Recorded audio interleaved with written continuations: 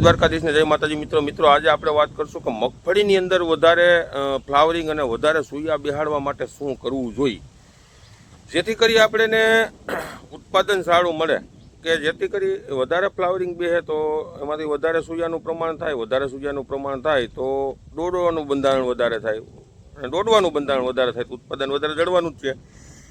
તો તમે અલગ અલગ સોશિયલ મીડિયાની અંદર જે જાહેરાતો આવે છે જબરજસ્ત, ખેડૂતો ક્યાંક ને ક્યાંક એમાં છેતરાઈ જાય છે, ભોરવાઈ જાય છે. તો આજે આપણે એના વિશેની સચોટ માહિતી આપી છે, અને મગફળીમાં કે શું કરવું, શું માવજત કરવી જોઈએ કે જેથી કરી આપણે એને ઉત્પાદન સારું મળે. તો મિત્રો આપણે કાયમી માટે ખેડૂતોને સારા એવા વિડીયા મૂકીએ છીએ, જેથી કરી ખેડૂતોને ક્યાંક ને ક્યાંક ફાયદો થતો હોય છે. એક ખેડૂતના દીકરા તરીકે તમને એક સલાહ આપું છું કાયમી માટે. મારી પાસે જે જ્ઞાન છે એ જ્ઞાન આપું છું તમને ખેતી બાબતનું. મિત્રો, હું કાંઈ કોઈ કંપનીમાં કે એગ્રોવાળો નથી કે જેથી કરી કે મારો સુવાર્થ લઈને હું ક્યાંય બેહું અને હું ક્યાંય ખોટી રીતે દવાઈઓની જાહેરાતો કરું, આવું આપણે ક્યાંય આવશે નહીં.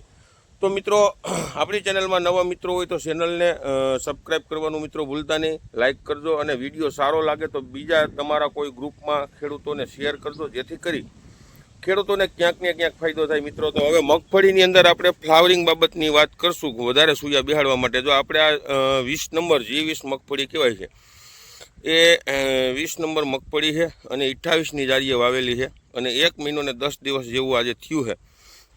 હવે મિત્રો, જો આ મગફળીનો છોડવો છે ને, બરાબર, તો આપણે જે આમાં શું કરવાનું છે કે વધારે ફ્લાવરિંગ બેહાડવું હોય, વધારે સૂયા બેહાડવા હોય તો આપણે જેથી કરી જો આપણે આ જે છોડ છે એ છોડ નીચેથી તમે જુઓ તો આ નીચેથી આની ઊંચાઈ આ રીતે ટૂંકમાં વધી ગઈ છે. હવે તો આજ થોડાક દિવસથી વરસાદ નથી એટલે થોડુંક તડકોનું વાતાવરણ છે અને વરાપ છે, એટલે જો આની અંદર હજી કદાચ ધીમો વરસાદ ચાલુ હોય તો આ જે મગફળીનો ગ્રોથ છે એ જે આપણે આડો ગ્રોથ થવો જોઈએ એને બદલે ઊભો ગ્રોથ વધારે થઈ જતો હોય છે. અને જ્યારે ઊભો ગ્રોથ વધારે થઈ જતો હોય છે ત્યારે મગફળીને ઉત્પાદનની અંદર માઠી અસર પડતી હોય છે. મિત્રો, તો એના માટે આપણે શું કરવું જોઈએ, તો એના માટે જે આપણે વાનસ્પતિક વૃદ્ધિ છે આપણી જે કે જે ખોટી રીતે વૈધ કરે છે, એ વૈધને આપણે રોકવી જોઈએ. અને એ વૈધને રોકીને અને જે નીચેથી એના મૂળિયામાંથી ટૂંકમાં જે બધી એની શક્તિ છે એ બધી આડી ફૂટમાં અને બીજા નંબરમાં જે ફ્લાવરિંગ બેહતું હોય છે, જુઓ તમે આ બધું, અને આડી ફૂટ વધારે પડશે અને ડાળીઓમાંથી ડાળીની સંખ્યા વધશે તો ફ્લાવરિંગ પણ વધશે, અને ફ્લાવરિંગ વધશે એટલે હુયાનું પ્રમાણ પણ વધશે. મિત્રો, એટલે કહેવાનો મતલબ એવો છે મિત્રો કે આના માટે આપણે શું કરવું જોઈએ, એમ કે ખોટી રીતે જે તમારી મગફળી વધી જતી હોય. મારે તો 28ની જારીએ મગફળી છે, અત્યારે 18 ને 20ની જારીએ મગફળીના વાવેતર વધારે ખેડૂતોએ કરેલા હોય છે. તો એની અંદર તો પાટલા અડી જતા હોય છે, પાટલા અડી જાય એટલે હામાં પાટલા અડી જાય એટલે વધારે પૂરતા આપણે ઘણી વખત કહીને ગોઠણ ઉપર માંડવી થઈ ગઈ છે મગફળી. હવે એને ખરેખર આમ તો જેટલી ઓછી વધે ને, હવે આ વૈધ રોકવા માટેના અટાણે આપણે ખેડૂતોના મગજમાં એક જ વસ્તુ છેલ્લા 3-4 વર્ષથી બેસી ગયું છે, બીજું કાંઈ નહીં. જે પેક્ટાબુઝાઝોલ 23.5% ને 40% આવે છે, કે જે તમે અલગ ઓલું જે 5 ml ખાટો રગડો આવે ને 5 ml તરીકે છાંટો છો, જે આપણે કલટાર તરીકે એનો ઉપયોગ કરીએ છીએ, કલટાર કહીએ છીએ. મિત્રો, હવે ખેડૂત મિત્રો આનો ઉપયોગ કરે છે, એમાં નો ડાઉટ તમે છેલ્લા 3-4 વર્ષથી આ ખેડૂત મિત્રો જબરજસ્ત એનો ઉપયોગ કરવા માંડ્યા છે, પણ એની સાઈડ ઇફેક્ટ કેટલી છે ને એ ખેડૂતો તમને ખબર છે નહીં. હકીકતમાં તમે બસ એક જ વસ્તુ છે કે એનાથી હુયો ભરપૂર પ્રમાણમાં બેસે, 100% બેસે, એમાં ના ડાઉટ નો.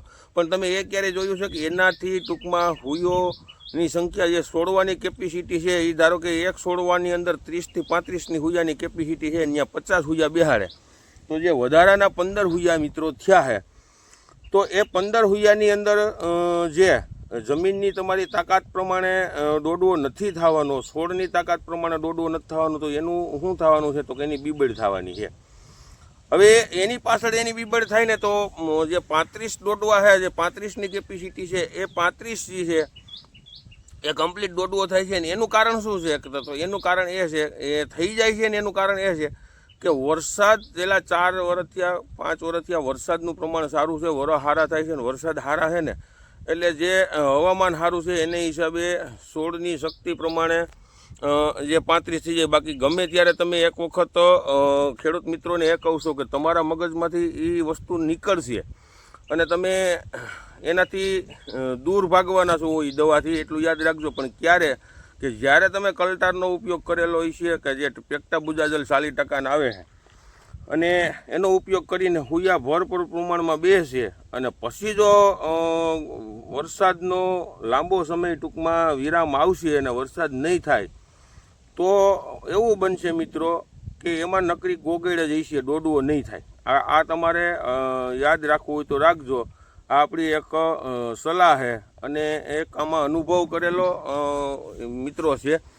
અને ખેડૂતનો દીકરો જે અનુભવ કરે ને એ બીજા કોઈની તાકાત નથી કોઈ અનુભવ કરી શકે. ખુરશીએ બેઠા બેઠા અહીંયા બધા કહે છે એનો અનુભવ ન થાય. તો આના વિશે મારી એક જ સલાહ છે મિત્રો કે તમારે ખરેખર સૂયા વધારે બેહાડવા છે, ફ્લાવરિંગ વધારે કરાવવું છે, પણ છોડની શક્તિ તમારી જમીનની તાકાત પ્રમાણે તો એક જ વસ્તુ કરવાની છે કે આની અંદર અત્યારે 35 થી 40 દિવસની મગફળી થાય ત્યારે તમે જે ફૂગનાશક તરીકે ડોઝ આપતા હોવ, જે કોન્ટાપ છે ટાટાનું ને આ બધી વસ્તુ આપણે છાંટતા હોય ત્યારે તમારે આની અંદર ઘરડા કંપનીનું ચમત્કાર અથવા તો BSF કંપનીનું લિહોસિન આ બેમાંથી એક 25 ml પ્રમાણ રાખીને આનો ઉપયોગ કરવાનો. તમારા ખાલી તમે કોઈ પણ બીજી કંપનીનું તમે છાંટતા હો કે જ્યાં તમે કલ્ટારનો ઉપયોગ કરતા હો તો તમે ખાલી 10 આયડોની અંદર ગરડાનું ચમત્કાર અને લિહોસિનનો ઉપયોગ કરો, જેથી કરી તમને ખબર પડશે કે આની અંદર આપણે એને કેટલો ફાયદો છે, કેટલું રિઝલ્ટ સારું છે અને આપણે એને ઓછે ખર્ચે વધારે ઉત્પાદન કેમ થાય છે મિત્રો. બાકી તમે ખોટી રીતે ધોયડા જાવમાં અને અટાણા માર્કેટની અંદર તો એ કલ્ટારના નામ ઉપર જે 5 ml રગડો નાખવાનો હોય છે 60% બિલ વિનાનું આવે છે, એ પણ ખબર છે આપણને. અને ખેડૂતો એનો ઉપયોગ કરે છે અને જે સસ્તું છે અને મોંઘું વેચાય છે એગ્રોવાળા ચમત્કાર અને લિહોસિન નહીં વેચે એનું કારણ એક જ છે કે એની અંદર 20 રૂપિયાનો જ ગાળો છે ને ઓની અંદર 200 રૂપિયાનો ગાળો છે. એટલે તમે ચમત્કાર લેવા જાઓ ને તો તમને 20 દુકાનો ફરશો ને તો એકાદી દુકાને તમને જળશે લિહોસિન કે. અને એ છતાંય તમે લેવા જાઓ ને એટલે એની પાસે નહીં હોય ને એટલે શું કહે કે એનું કાંઈ ન આવે, આ ડબલું હાલ્યો તમે, આ ડબલું છાંટો એટલે એમાં કાંઈ ઘટે નહીં, હુયાનો ભરપૂર હુયા બેસે અને જમાવટ થઈ જાય. આવા આપણને છેતરવામાં આવે છે, ભોરવી દે છે. ખેડૂત મિત્રો કાયમી માટે કહું છું ખાસ ધ્યાન રાખો જેથી કરી તમને ક્યાંય નુકસાની ન થાય. મેં તો ઘણા બધા અનુભવ કર્યા છે. આડેધડ ખેતી કરવી નકામી છે. આડેધડ ખેતી કરશો તો કાંઈ વધશે ને. ગયા વર્ષે મગફળીના ઉત્પાદન સારામાં સારા થયા, વરા સારું હતું ઉત્પાદન થયા. અને આ કાયમી યાદ રાખજો મિત્રો, ગમે એવા હુયા બેહાડો, ગમે એવા ફાલ લગાડો, જો વરસાદ સારો હોય છે ને આબોહવા હવામાન સારું હોય છે અને વરો સારો હોય છે તો જ ઉત્પાદન થાય. બાકી ગમે એવી દવાઈઓ છાંટશો, જો વરોમાં નબળું રહ્યો, વરસાદમાં નબળું રહ્યો તો ઉત્પાદનને ખામી આવવાની છે. કાયમી માટે કહેતો આવું છું મિત્રો કે જે લોહીમાં હોય ને એ જ વસ્તુ થાય કે તમારી જે જમીન છે એ જમીનની તાકાત કેવી છે, પછી તમારું બિયાણ છે એ બિયાણ કેવું છે ટૂંકમાં કે એની તાકાત કેવી છે.